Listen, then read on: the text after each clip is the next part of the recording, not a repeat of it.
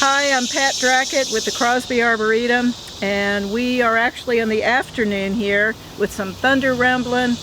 We had a walk this morning, our very first field walk after being closed since March to our programs, our regular programs.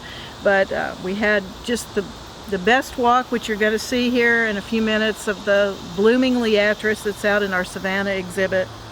And for those of you who haven't visited the Crosby Arboretum and may have wondered what goes on here, we're located about 4 miles up from the Louisiana border on I-59 in the town of Picayune at exit 4. And we're right north of the Welcome Center, if you've ever stopped at the Mississippi Welcome Center, and there's about a half mile of road frontage with Mississippi State University signs and Crosby Arboretum signs. So we urge you to just get off at that exit if you're going north. Come on in and experience this 64-acre site that is a wonderful example of how to use native plants in your own home landscapes, and can be appreciated from many levels, whether it's just take a beautiful walk through the woods. You can read the interpretive signs, which are nice, short, succinct ideas that'll teach you about a point in nature, about a plant, or about history or culture of the Piney Woods region. We've had a great time walking today, and we've already gotten comments back from people. Heather and I had lunch here earlier, and already the comments are rolling back in from people who attended, the 10 people who attended our walk today, who said that they just had a great time. So it was a wonderful Saturday to start off a reintroduction to the Arboretum.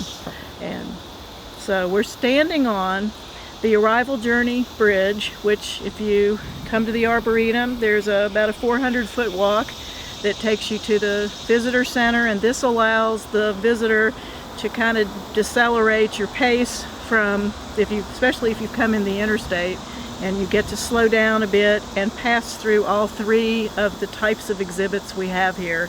So starting with a little snippet, a view of the Savanna exhibit, 20 acres of the site is in Savanna grasslands, and then stepping into the woods down a nice meandering trail, and now crossing over the first bridge that you come to, which is called the Old Farm Road. There's an interpretive sign here that points out, rather than obliterating the former uses of the site, you're passing over a little elevated area where we can grow plants like the big leaf magnolia, or the needle palm, or the Calmia latifolia, which to me, growing up in Tennessee, is a northern plant, mountain laurel, but it will grow on stream banks in this area. So it allows us, in what is a wet pine savanna, to take advantages of these little microclimates. So it's a great example for how you can manipulate or leave remnants of former uses that allow you to use more plants on your property. So I encourage you to visit, and I think you'll really like the film that Heather took in the Savanna, because we had a lot of happy people looking at butterflies. And if you have a chance to visit the Arboretum in the late summer, early fall, you'll find some beautiful floral displays as well as the spring. So that's your brief introduction, and enjoy the going on the walk. You'll get a lot of photography tips from Diana Thornton, who has taught the classes like that here before, and also displayed her gorgeous photographs in our gallery. And she gives lots of wonderful tips and tricks for field photography, really simple things to do to improve your photo taking of our gorgeous wildflowers, or anything that you see along the path. So enjoy. Okay, well, welcome to the Crosby Arboretum's first walk, and it's a co-led. This is Diana Thornton, if she didn't already introduce herself. Taken photographs here for a long time. She's had an exhibit of her photographs in the gallery before, if any of you saw that. And we're going to walk through the woodland exhibit along the path until we reach the Savanna. Now the Savanna is pretty hot today, but there's areas where you can stand under a pine tree so you can have some shade. But The reason we picked this weekend is that it should be one of the peak weekends for the Liatris. The Liatris spicata, the blazing star, the gay feather, whatever you call it, it's known by several names. We did not burn the Arboretum's pitcher plant bog last year. We weren't able to do that because it was so wet. That meant that the Liatris, it was a poor year for Liatris. And we only had a few blooms because it was choked out by the grasses that developed because they weren't burned back. So this year, consequently, is an incredible year for these flowers. And this is what I think of as it's really the heart of the Arboretum. It's, to me, because it's where all the wildflowers are abundantly blooming because of that response to the fire every year. And when we skip a year, it's fun because you can see how the patterns are different, and you really do get a change in patterns every year. And we have one plant out there that you'll see, it looks like a tall Queen Anne's lace. It's called water cowbane, and that's where the eastern black swallowtail, the butterflies will lay their eggs and the caterpillars will devour that plant. And then in a couple of weeks, they're visiting the Liatris. So if you want to see some butterflies, and especially in the afternoons here, if you come back over the next couple of weeks, you'll just see a great display of the butterflies of many different species. So that's what we'll do. We'll walk through the shady area, and then we'll come out into the blazing hot sun. So, all right. Oh, and I'm Pat Drackett, for those of you who don't know me. Normally sit back in my office, but today I'm away from forms, walking through the exhibit. It's the sweetest, smallest berries. They're jam-packed with flavor, great for muffins and pancakes, and I think Heather had said that the reason she likes this one is because they're small. It's unlike the ones that you buy at the store that are huge, that swell up in your pancake. These fit nicely in pancakes. So I've seen people make jelly jam out of them, and it's great for the landscape because it turns a beautiful scarlet in the fall. So these leaves, like blueberries do, and there's one that's starting to turn right here, but they can be just solid, beautiful red. So when people talk about there not being many plants for fall color, in our area, that is a good one to include. And we'll get ours from Rick Webb at Louisiana Growers, or from Jenkins Nursery. They'll have those sometimes. But it's a favorite plant for landscaping, and what's beautiful to me about it is it has these green stems on the new growth. So, to me it's every bit as pretty as an Andina would be, a great substitute for it, and has something that's edible. So, what are the difference in them and what we call the huckleberry? You can call many different species of the native blueberries huckleberries. I think it's a catch-all. There may be one or two in particular that. The reason I asked, I grew up around here, and we used to pick them things all the time. We called them huckleberries. And that's good. That's another common name for it. And there are quite a few species of the native vaccinium blueberries, and there's a tall one that's a tree form, and we can probably find one of those along the way that has fruit now, which is really odd because we think we're going to see these. I think another common name for this is mayberry, because they also put on in the fall, don't they, for the birds and stuff? Well, the tall growing one, the tree form one, which is I think Arboretum, that one that looks like a crepe myrtle when it's not got fruit on it. And if you were to see it, we've actually had people think they were crepe myrtles here because the bark is very, it'll flake off and it'll be multi-trunked a lot of times. But anyway, but that has huge seeds, and it would not be good for us. The spring blooming are the ones that we say. And this is the one has an issue with the fungus that's spreading with the ambrosia beetle, the little red bay beetle, and it will drill into the trunks of the trees and it only takes one to stop up the vascular system. So you may have heard about the laurel wilt. That this is in the laurel family, the bay tree, this particular persea is. But I wanted to call out, you'll see some of these tags, and these are for a phenology trail that the U.S. Fish and Wildlife Service representatives helped us to set up, and they come through at regular intervals and report what they see on the tree. Like if they noticed that this was being eaten, they would make a note of that. If a tree is affected by the wilt, the whole thing will turn brown suddenly like this. But these are just like isolated parts, and you'll see that on the tree. But if you're interested in the phenology trail, or you maybe know somebody, a place with a natural area that has trees that can be observed, people will upload that data to a national website where they use it for various research projects. And I think one of them was determining for tallow trees what time of the year that most of the energy was stored in the roots, so that if there was to be spraying done to eliminate the trees at that time, that they'd know when they could do a good kill.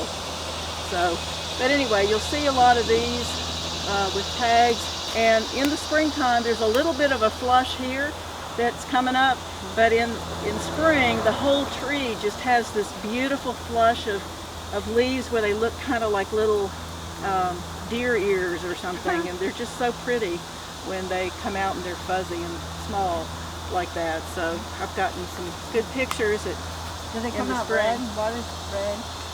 A little. They'll have a little red cast to them. I wonder why the name Red Bay, it could be. Yeah, let me give you a quick photo tip here. You see how it's all kind of, it's in sunlight, but not completely in sunlight, and there's mottled sunlight coming in. That actually looks pretty to our eye, but to the camera it has a hard time with that. So this would be a situation where you would either shade it completely or put the umbrella diffuser over it to make the light, and plus you can see it's in and out and in and out. So you can even out the light and soften it so that you don't have hard sunlight on here and then soft shade here. You'll still get the different highlights and stuff if you've got a diffuser coming in. You can also, this might be where you would have the diffuser here and then just put your tin foil underneath to kind of give a little extra boost to the light. And you'll get much better pictures, especially if you're trying to zoom in on a photo, or on a bug or a berry or something like that. So that would be where using the diffuser would be perfect for this. So you can see right now we've got, even this, you got different lighting situations, and that the camera doesn't handle that quite as well as our eyes do.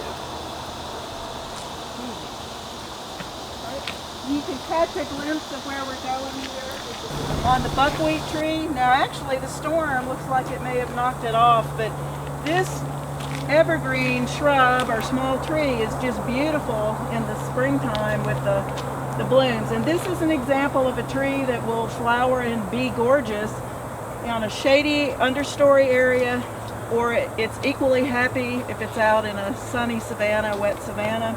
And at our hillside bog site, which is about 8 miles to the east here, there are some that grow in full sun, and when they bloom, the whole shrub is just solid, beautiful, sweet smelling blooms. But I was wanting to, there's some here, Pat, look. The tree. Is that what this is? Oh, I see some, yeah. Now when seed. those seed mature, I was gonna see if we could maybe sprout some, or get some Say the going. name again? It's buckwheat tree because those are a three-cornered seed, and it's Cliftonia. So when these brown out, we'll get 'em? Plethora. Is it? No, it's not sweet pepper bush. It is that's a white. Cliftonia monophylla, I think. Will we wait till they brown out? When they get brown and get a little dry, and we can look in some of the references and see what they suggest. How do they grow? Are they that? I don't see this plant available all that much. I know that Louisiana growers will sometimes have it, And sometimes Jenkins Nursery has a pink form that is, it's called Chipola Pink. And I think Louisiana Growers has that one too. But Yeah, this these one is doublers the native white one. And So the pink ones aren't native? the pink ones are a selection. They would be a natural selection of this plant that somebody recognized. I think there was a Tommy Dodd at Dodd and Dodd Nursery mentioned that there was a gas station that they had collected some site that is. I think that one might be called Van Cleve. I think, but there was a really pretty pink. Like so much. Yes, the bees do like this, and if you had the plant growing out in the sun, it would be wonderful for the blooms. It'd have so many more blooms. But it's pretty to walk along here and then just see all of a sudden where, you can get an idea from the seed panicles just where the blooms were. And when you see those spires of white as you're walking along here, and it's a dark plant, dark evergreen, it's really pretty. So if you're trying to make an evergreen hedge, say to make your neighbor disappear, this is a good one to use. And again, it's not going to grow extremely fast if it's in the understory, but it's a nice one to plant to, that and plants like the American sweet olive, the Osmanthus americana, or it might be americanus. That's another good one because it grows tall, and there's not a whole lot of native evergreens. Like you could plant an American holly, but the Ilex opaca or opaca will take a while to get large. It's a slower grower. How about the wax myrtle? Wax myrtle will grow fast, and it has a lifetime of maybe 20 or 25 years, and maybe older. But you'll see here a lot of the wax myrtles along the pond are starting to fall in because they all about the same time. They're all about the same age, so they're starting to deteriorate. The big trunks will start falling over. But they also, you can trim them as a hedge, and there's a shorter wax myrtle, a dwarf wax myrtle, that someone made a selection of. And so that one I've seen used when I lived in Orlando. It was a top 10 plant that they would use as a replacement in landscape. So downtown at some of the government buildings, people had made the hedges of the dwarf wax myrtle and trimmed it up like boxwood. So that was, it was a nice thing. So you could plant this in with the wax myrtle, and as the wax myrtle gets old and dies, this will remain. Exactly, that would be a good way to do it. All right, I have a tip. Somebody asked me about taking pictures of trees and the tall trees. So there's a couple little tricks that you can do. I've got to take my glasses off for this because they'll the one thing you can do, especially if you've got an iPhone, actually a lot of the DSLRs have this, is use your panorama feature. So you do it on wide, because you can flip your panorama from portrait to wide. So if you do your panorama, start at the base and just work your way up the tree, and you've got most of the tree. Another trick that you can do is, especially if it's very interesting branches and stuff, is do your settings so that you get a silhouette against the sky, especially if it's a really bright sky. You can have some really interesting patterns. Another thing you can do if you're in the forest and you notice you're surrounded by trees, is either lie down on the ground or put your camera down and shoot straight up. If you've got a wide angle fisheye lens or something, it gives this weird thing going all the way around. But try different lenses, whatever you got will work. But a wide angle will kind of give it a cathedral feel to it. So that's another thing you can do looking up. Another reason to look up is you are going to see all sorts of nests. You see the nest? Oh yeah. When I do my photo walk, I have a different photo walk where I give like a lesson first, and then I do a lot more talking. one of the things I'll do is I'll stop everybody and say, okay, take pictures looking up. And then the next time I say, take pictures looking down. And I mean, so I try to change your perspective on how you're seeing the forest. And that way, as you're walking through it, even if you're not taking photos, you're starting to look around to areas. Oh, there's another nest over there, a big one. You're starting to see things that you might not normally. That's why I love taking pictures, is because as I'm looking for photos, I'm seeing things that I wouldn't normally see. Our brains just naturally filter a lot of things out simply because there's just too much coming at us. So you have to change your consciousness so that you're physically, mentally looking for things, and then those things will start popping out at you. But as far as looking up, another thing is take a picture, move a couple feet. Take a picture, move a couple feet. It's going to look and feel different. The light will be different. The branches will be different. And that goes for any kind of photo you're doing.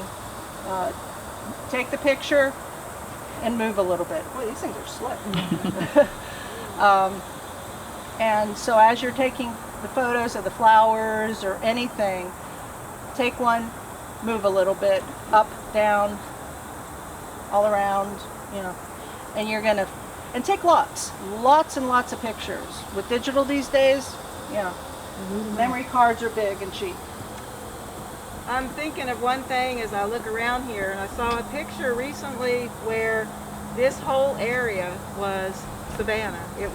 There were hardly any trees at all, and that reminds me to tell you that when this 64-acre property they were designing the master plan, they saved 20 acres as the Savanna Exhibit, and then allowed this area to grow up. The forest, the other 40 acres, they allowed to grow up and designated as the Woodland Exhibit.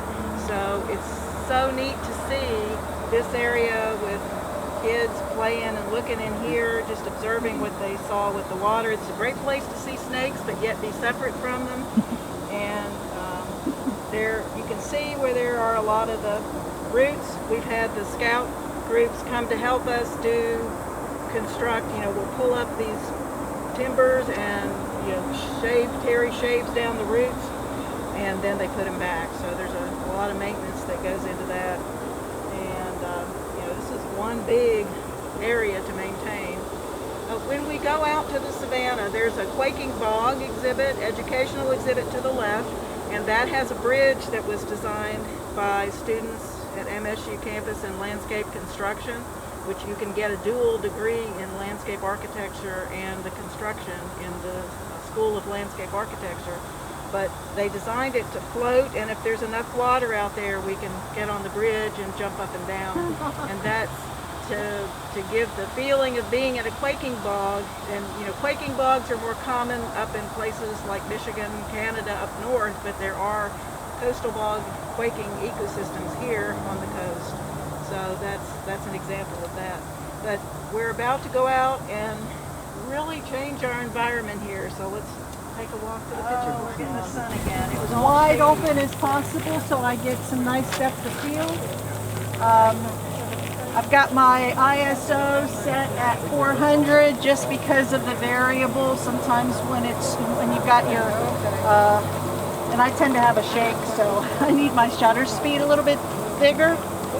And so as far as your composition, what you might want to try is get something blurred in the foreground, a couple flowers, kind of shoot through the flowers, and then focus in on one flower, or ideally a flower with a butterfly on it, and try different angles. Try it portrait, try it landscape. There's a old photographer's question of, well, should I shoot in landscape or portrait? And the answer is both. So, because you never know. Now, tall flowers like this, you're probably going to want to do a lot more portrait because you get the feel of the tall flowers. Mm-hmm. And so basically just try to something that's pleasing to your eye, obviously, is something that you're going to want to have on your wall. You want it to look good to you. There's no good rule for it. And then on the iPhone, if you're real close to it, if you've got a recent iPhone, the portrait mode works really, really well for flowers and those kind of things. Lichen on trees. I love the portrait mode. Sorry, go ahead. Do you know the better iPhones for photography? The what? The better iPhones for photography? The more recent. Yeah, the better phones for photography. The more recent, the better. The cameras are getting better and better. If you got a really old iPhone, some of the new iOS options are not available to you. But even if you have whatever, as long as you've got the most recent iOS, you probably have most of the features available to you, even if it's not the best camera. Even if it's a Droid or... Oh, well, yeah, actually some of the Android, Stop talking and take pictures, right? That's the next rule. Oh, see, it's gone. So the next rule is just have your camera ready all the time. But actually a lot of the Android phones are really, really good. I don't know them, that's why I say iPhone, but they work very similarly. The reason I love the telephoto lens is that I can be back here and catch that up close really nicely. Right. Oh, another little tip on the iPhone, don't do your pinch and zoom. It's not improving at all. That is no better than taking the picture regularly and taking it into Photoshop and then okay.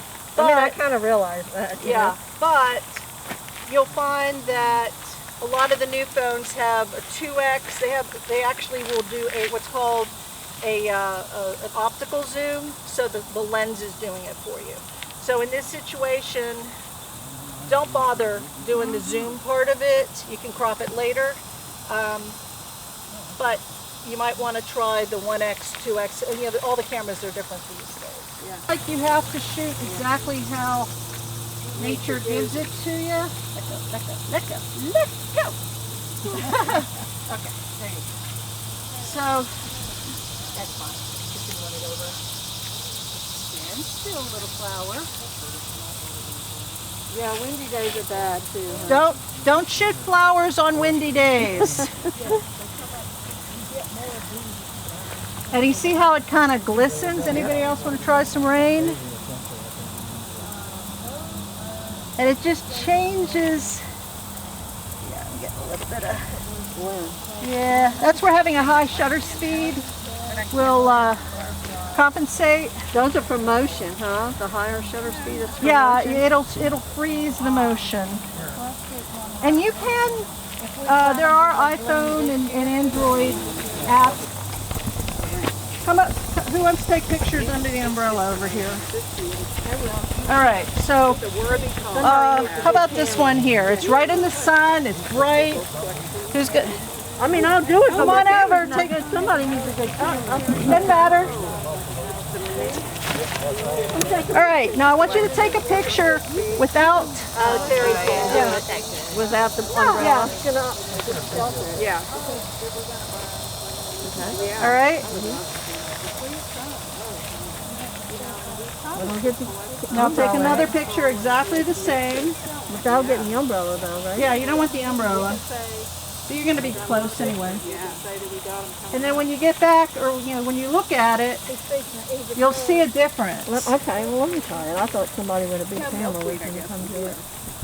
Okay, that's with the umbrella. And now without. Oh, you can already tell.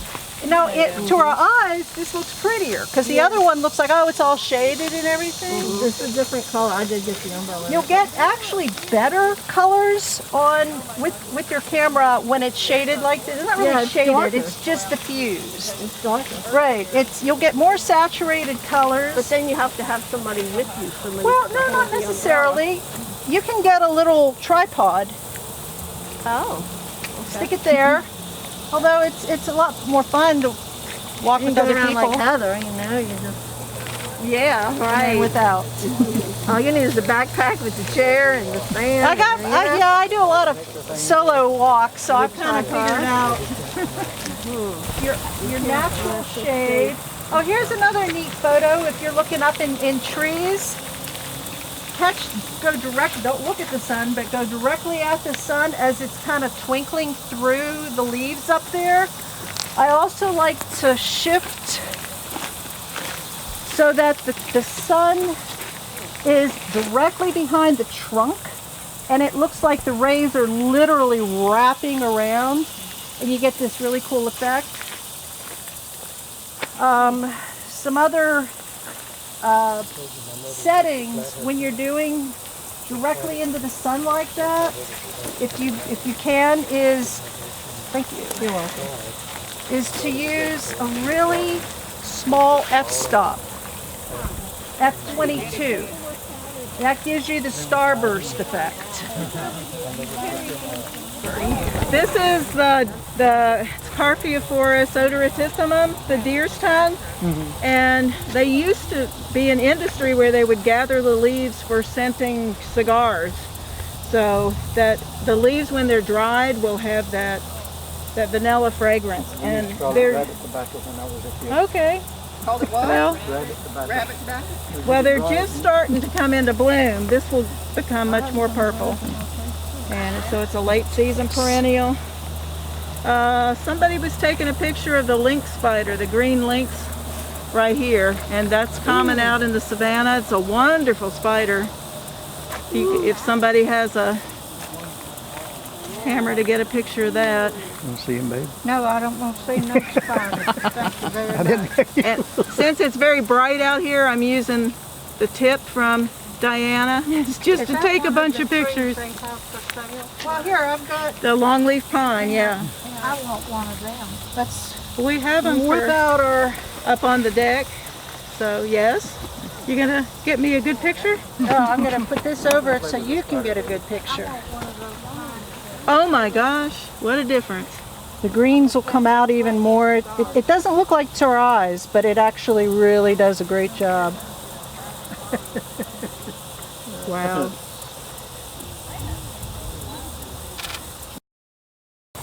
Oh my gosh, there's a pine lily. Is that what that is? There's a pine lily. There's another one over there. Oh my gosh. Well, Right about where that butterfly is. I've never seen a pine lily in there. Now maybe Terry does because he gets out a lot more than I do. Which one is it? It's a scarlet red lily there. Oh, okay. It's Lilium, it's Catesby's lily or a Lilium We got one catesby. over here on the left. Remember? And We didn't see that. oh my gosh, the butterflies are amazing. And you'll see some tall, the yellow-eyed grass, the virus. So this is just amazing. And the biggest patch is right here. So this one area is just chock full. I mean, I've never had blooms this big. Oh, gosh, I totally missed that. What? Here. Okay. Well, let me try one. Come over here. Come over here. Oh, that makes a lot of difference. Yep. Well, come over here. To your left, to your left, to your left. Now, hang on. Oh, It's still shaded, but it is, the light is still coming through. That's why just shading it isn't quite as nice. Put it over again and I'll try one. Okay. The other nice thing about the white is it doesn't change your color. If you have, you can actually get reflections from your shirts and stuff depending on how bright the light is. It'll actually change the color a little bit.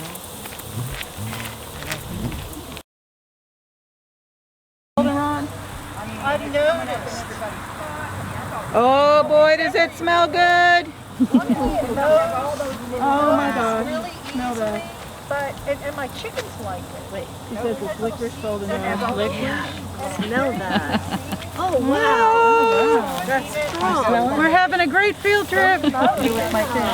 If you either have the dexterity, We're going to walk around the bog here. or you've got a friend who can do this while you're taking the photo. So it looks like it's raining. You'll get the actual, see the misting going on, and you can take picture while it's being sprayed on. So kind of the same thing. No, there is no cheating in photography. At least I don't believe.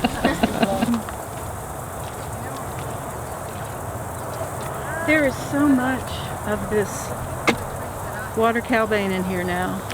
I know, I love it. And it's amazing. And then the thoroughwort has filled in. Yeah, because that's going to pull in your black swallowtails. Yeah, and they are. Did you see the skinny little bitty foliage on it?